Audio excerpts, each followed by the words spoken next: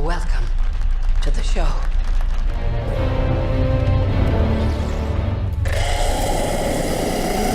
A man is running through a dark forest in Ireland. He seems frightened despite constantly encountering signs with the words "point of no return" and various numbers, indicating either directions or distances to something. However, he fails to escape. Darkness quickly envelops the surroundings, a flock of birds flies overhead, and he falls into a pit. In the next moment, an invisible force grabs him and drags him away. Elsewhere in the country lives an artist named Minna who works in a pet store. One day, her boss asks her to deliver a rare parrot to a zoo in a neighboring city, and Minna agrees. She takes the bird home for the night. There, she tells the parrot that her mother died 15 years ago. Suddenly, the bird starts to respond. In the evening, Minna puts on a wig and goes to a bar where she introduces herself to a guy with a fictitious name, claiming to be a ballerina. In the morning, Minna apologizes to the parrot for her behavior, saying the real her would probably not be liked.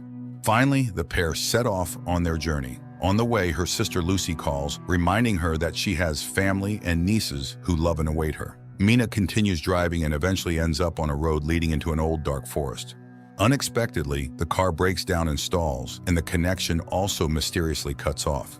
Taking the parrot's cage, Minna steps onto the road to seek help, but the forest is dark and empty. When she returns to where she left the car, the road is deserted. Minna continues to wander through the quickly darkening area, talking to the bird to keep herself cheerful and suggesting they name it Darwin. Suddenly, she notices a woman running past and decides to follow her. Minna catches up with her near a small forest cabin, and the woman, opening the door, orders her to come inside quickly if she wants to live. Naturally, Minna rushes into the cabin. The elderly woman is named Madeline. She has been living here for some time with two other young people, Ciara and Daniel. She immediately orders Minna to stand in front of a mirror because the watchers cannot enter inside but observe from outside, coming every night after sunset. Standing by the mirror, Minna suddenly hears sounds like applause. Madeline confirms her suspicions. The watchers are applauding the appearance of a new object. In the morning, Minna announces that she intends to leave. Although the others assure her it's impossible, she heads into the forest. Madeline catches up with her, explaining that the forest causes hallucinations, but it is possible to survive here. The signs scattered throughout the forest mark the boundary from which a person can reach the cabin before dark. But if you go beyond the boundary, there will be no way back. They were made by a man named the Professor, but where he is now, no one knows. That night, Daniel puts on a show for the watchers, presenting them with the newcomer, but they ask her to behave as usual. Meanwhile, Ciara turns on the music and dances, as she does every evening. Minna, on the other hand, finds discs with recordings of Love Search TV shows. In the morning, she and Ciara go to gather medicinal herbs because her missing husband asked the girl to take care of Daniel. Then the man went to search for a way out and disappeared. Ciara explains that recently they found strange burrows scattered throughout the forest. That's where the watchers go during daylight hours. She believes she has been in the cabin for almost 5 months. Later, Madeline announces the safety rules. Never leave at night, never open the doors for anyone, always try to stay in the light. A strange life begins with entirely identical days. Minna watches endless shows and often stands staring into the mirror. One day she knocks on it, and immediately there is a knock on the door. Madeline orders everyone to freeze and everything stops. The next day she and Daniel go hunting. The boy tells her that Madeline used to work at the university, so she considers herself a know-it-all. But she has been living here the longest. Daniel himself has been in the cabin for 8 months, but has never seen anyone. After listening to the boy, Minna convinces Daniel to help her explore a burrow. Using a rope, Minna descends, explores it, and finds old items, newspapers, toys, pieces of electronics, and an old bicycle, which she ties to the rope and sends up. But then strange sounds, similar to those heard at night outside the cabin walls, echo from the darkness. Minna screams and the rope falls at her feet. Climbing out into the light, Minna leaves the dangerous place, and they calmly examine the items. With the bicycle, it might be possible to escape from here, but Madeline has a rather strange reaction to this. Meanwhile, Daniel manages to assemble a surveillance system from the found pieces of electronics and installs a camera by the door. At night, everything goes as usual. Ciara dances when there is a knock on the door, and Daniel suggests that a person has come. Madeline forbids opening it, but they hear the voice of Ciara's husband. Ciara tries to prove that it is John by asking him what book she is reading, but he does not answer. Although they bought this book together on his advice, the man begs to be saved from death. Ciara asks to look into the camera, but when he leans towards it, something drags him into the forest. Immediately, there is a knock on the mirror, stronger than ever before. Madeline stands in front of the people, as if shielding them, and the knocking stops.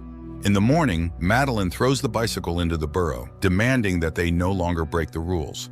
Later, Mina recalls her sister and mother, who invited the girls for a car ride. The weather was beautiful, and Mina opened the window. Her mother asked her to close it because the wind was bothering her, but Mina didn't listen, mimicking her mother, who got distracted from the road, and the tragedy happened, for which Mina still feels guilty. Winter soon arrived. The days grew shorter, the nights colder, and food became increasingly scarce. Quarrels began to flare up among the cabin's inhabitants. One day, Sierra left for the forest. Mina caught up with her, and she confessed that she felt John was real. She runs to the house from where Daniel's screams are heard, angry with Madeline and Mina, refusing to let them inside. The women hide under a tree and soon see lanky, spider-like monsters emerging from the forest, approaching the cabin window and making terrible, shrill noises. The watchers stare at Daniel and Sierra while Mina and Madeline wait for them to leave so they can return to the cabin.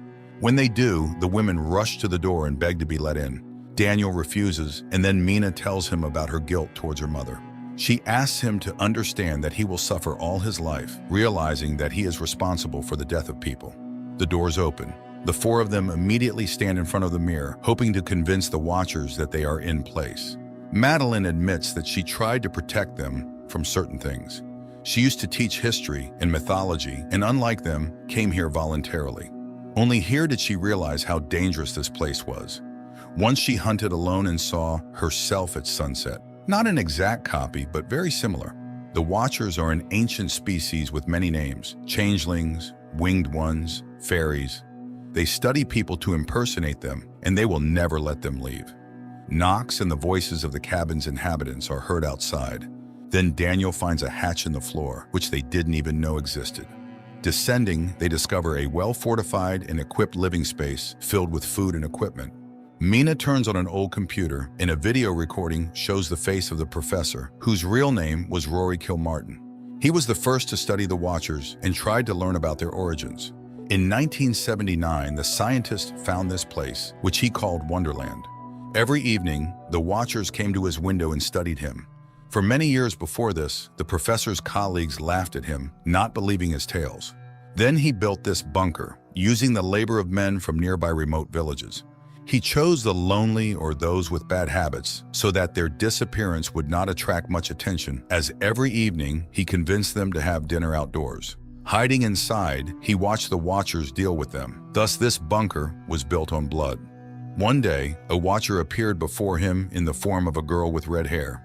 She was very different from the others, as if she were unique and looked curious and harmless. That's when he realized that if he unlocked the secrets of the fairies, he might even conquer death.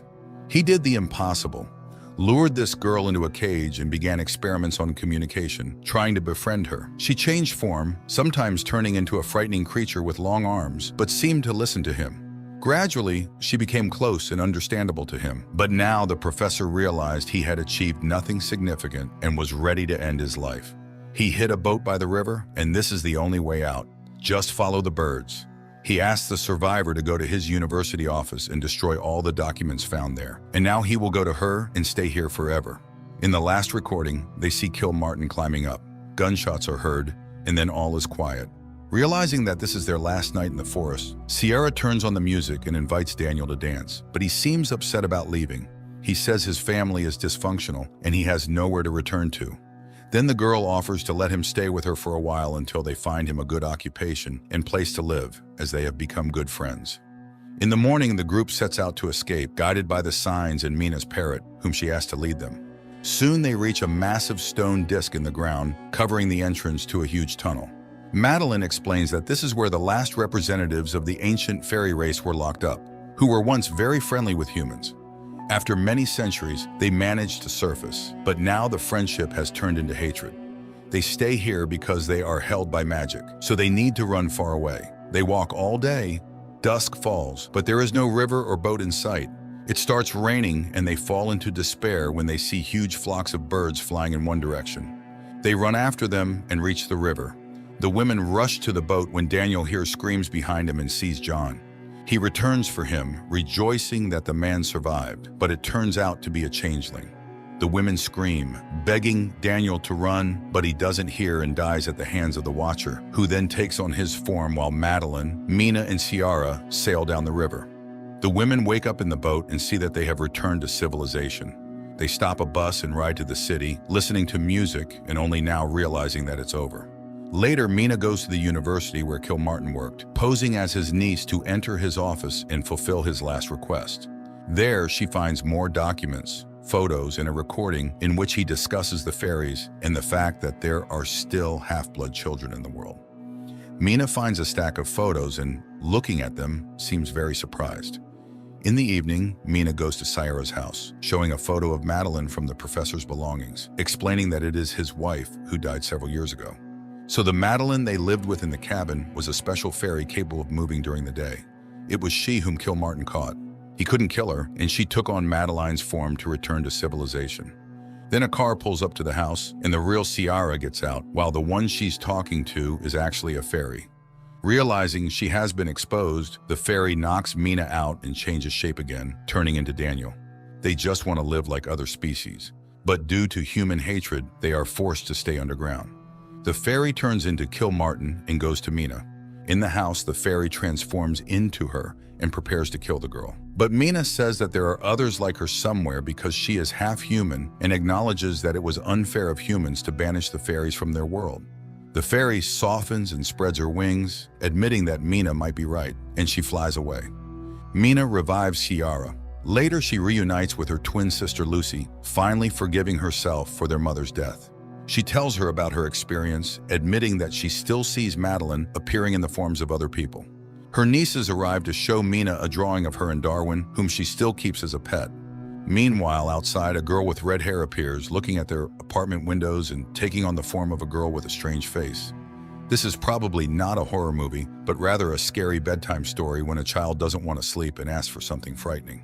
Everything builds up slowly and tastefully, but the ending unfolds somewhat mundanely, although mysteriously.